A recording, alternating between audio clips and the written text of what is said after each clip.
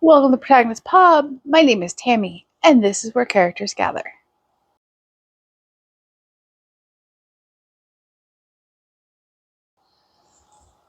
Today we're going to talk about what I read last week. I apologize, the video was a day late. Dave was home from the office yesterday, working from home, and he was stuck on a conference call, and I just didn't want to try to talk over him. And so I am filming this very early this morning because he's working from home again today because car didn't get done yesterday. So that's okay. So let's talk about what I read last week. I didn't read a lot, which is fine. I spent a lot of time with Dave this weekend doing stuff. I stitched. So I finished one book. I DNF'd another one, but I DNF'd it at 70% in. So let's talk about the DNF. It was a NetGalley arc. The book is released. It's on my Kindle, obviously. That was Fairest of Heart by Karen Whitmire. Almost everyone else has loved this book. They give it a star rating. It's a 4 or 5. And I kept reading because I kept waiting for it to get to that point. And never did. So why did I DNF it at 70%? Why not just push through? Because the characters of Snow and the Evil Queen, this is retelling of Snow White, were ridiculous. Penelope Snow, is character's name, is the epitome of a goody two-shoes character, which in theory is fine, except she has absolutely no flaws, none. She isn't remotely relatable as human. She isn't remotely relatable as a flawed creation of God who has to work to be a better person. She's just always good. She's always forgiving. She's always faithful. She's always hopeful. She never has a dark moment of doubt. She's just a very one-dimensional goody two-shoe character. On the opposite side, the antagonist, the character of the Evil Queen,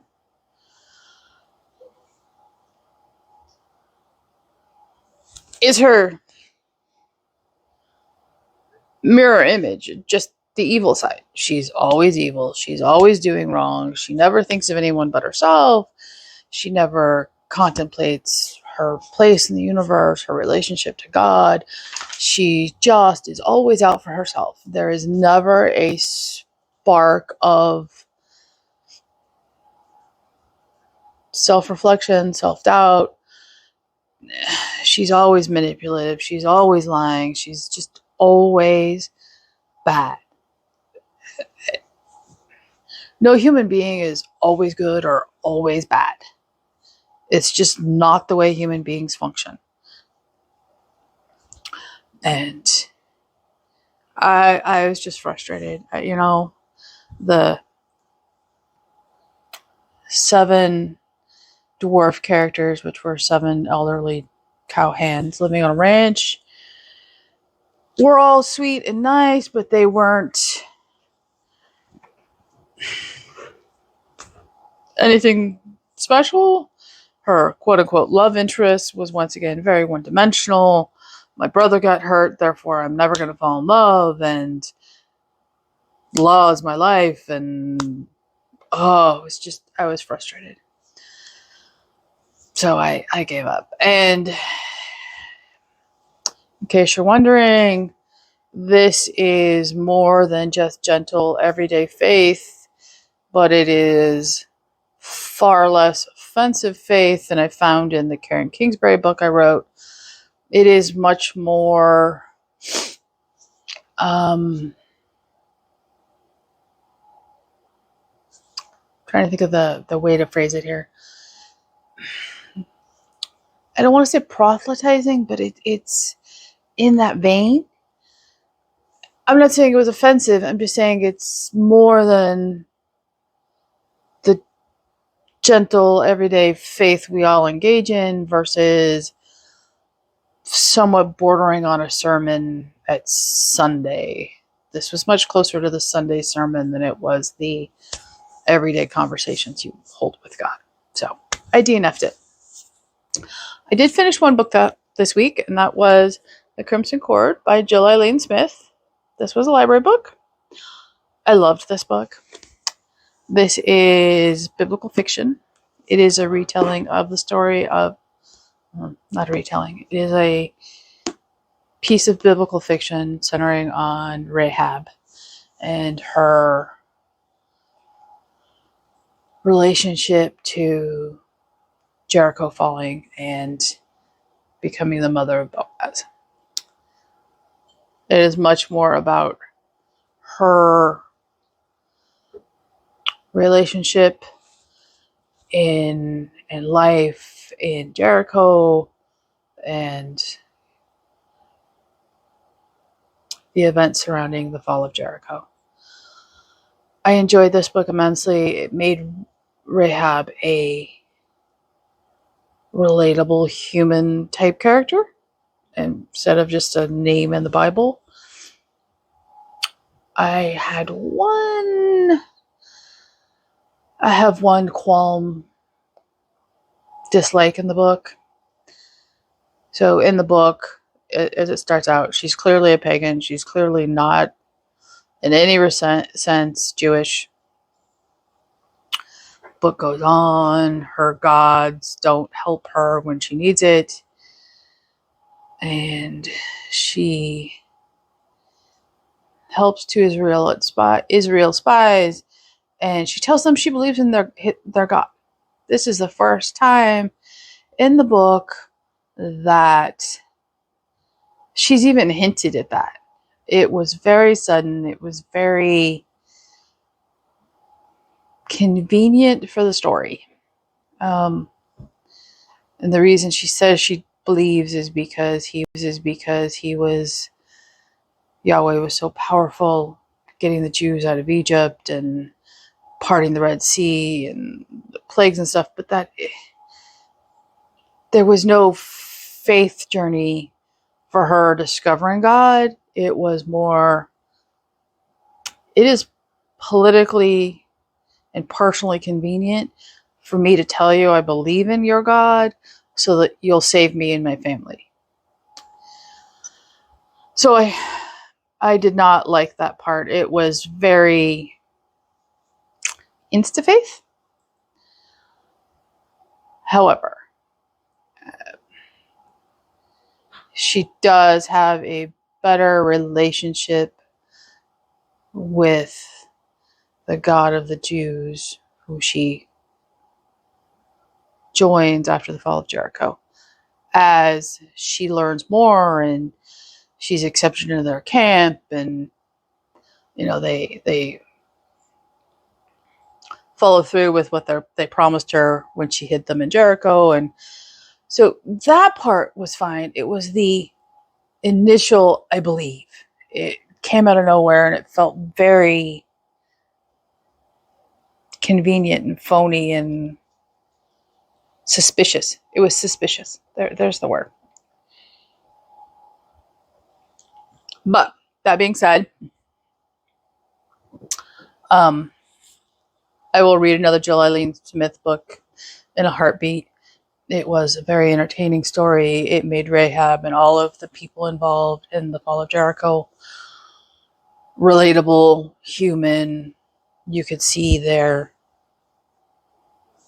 struggles, and they were not one-dimensional characters. So I enjoyed it immensely. So that is the only book I finished this week. It appears June is going to be a slow reading month for me. That is fine.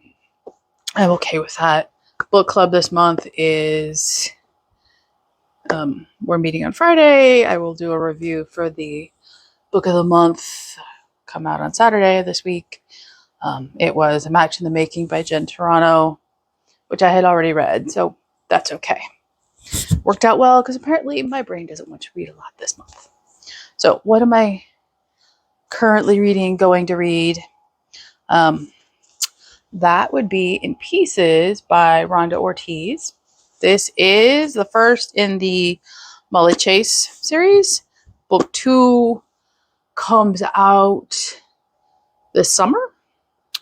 I have read the first several pages, 10 pages maybe, first chapter. It is fabulous. This is Catholic fiction. It has one of the best opening scenes to suck you in immediately. It's historical fiction, takes place post-Revolutionary War in Boston. I am hooked. I haven't been reading it, not because I don't enjoy it. My brain is not in the mood to read, which is fine. Happens sometimes to all of us. So I will get over that hopefully this week, and I will finish that so I can be ready for book 2. What else did I do this week? Well, I finished my other shoe. Cool. And this is the second shoe. That's how the second shoe looked. And so both shoes together look like, that's very not helpful, is it? So left shoe, right shoe.